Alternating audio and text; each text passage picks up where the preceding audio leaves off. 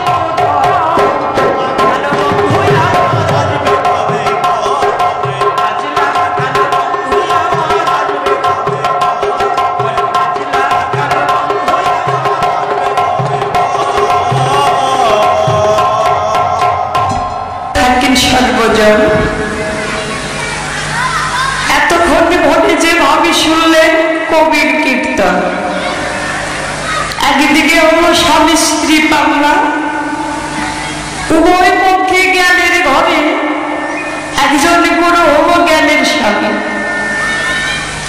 সেদিকে তো আমার গুরু শিষ্যের পাল্লা। প্রথমে বললাম যে আমি তোমার ঘরের ঘর বাইরে ঘুরে পাগল, ঘরের মধ্যে বসে পাওয়া যায় তেরো, মন দিলে মন পাওয়া যায়, না দিলে পাওয়া যায় না। দোকানে জানা তুমি যে প্রেমটা রাধাকে দিয়েছ, ওর প্রেম যদি তুমি আমাকে দিতে জানো তাহলে রাধার মতো আমার কাছে আমার কিছু ভিন্ন থাকবে না।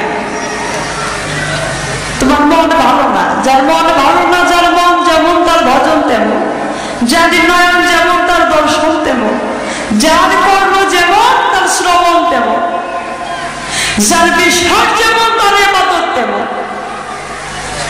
কাজে করি মামা কোন নারী কি চায় জীবনে তার স্বামীকে মনের থেকে অনেক আঘাত করবে? এটা কি কখনো চায়? হ্যাঁ, আমার মনে হয় কোন নারী চাই না। কেন জানে? আমাদের মাথার মধ্যে আল্লাহ কেন ক্যাশ দিয়েছে?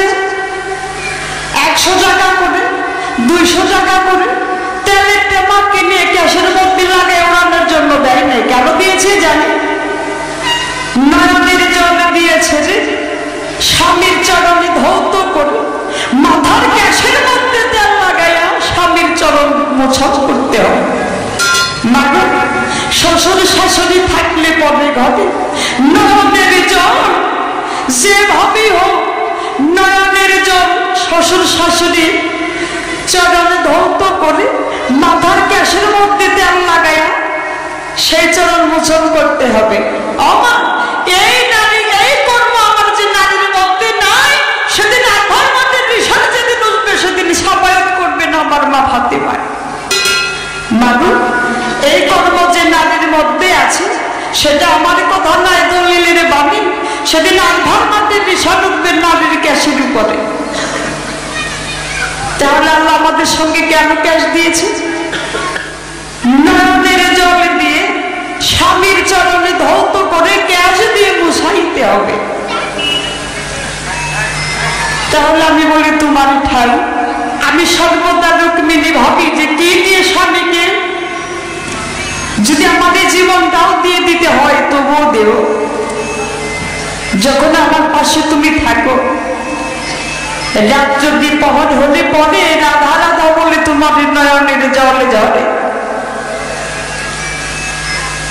যখন একজন নারীর সম্মুখে তার ঘরের স্বামী অন্য একজন নারীর কথা চিন্তা করে সর্বদা নয়নের জল ছাড়বে, নারীর ভিতরে কি খোলায়?